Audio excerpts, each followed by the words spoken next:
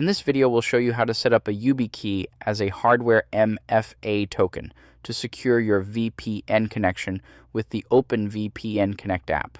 Before you get started, make sure you have a YubiKey 5 series device and the Yubico Authenticator app installed on your desktop or mobile device. You can download the app from yubico.com. To begin, your Access Server Administrator will need to enable multi-factor authentication. Once that's done, sign in to the user portal with your account credentials. You'll see an enrollment screen with a QR code. Insert your YubiKey into your computer, then open the Yubico Authenticator app. Select Add Account and scan the QR code. If scanning isn't available, you can enter the enrollment code manually instead. Review the account details and click Save. Your YubiKey is now linked to your account. Next, confirm the setup by entering the 6-digit verification code displayed in the Yubico Authenticator app, then click Confirm Code. Finally, install the OpenVPN Connect app.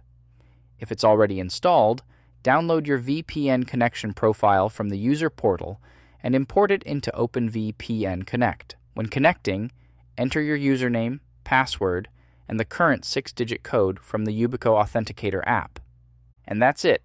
Your VPN connection is now protected with hardware-backed multi-factor authentication.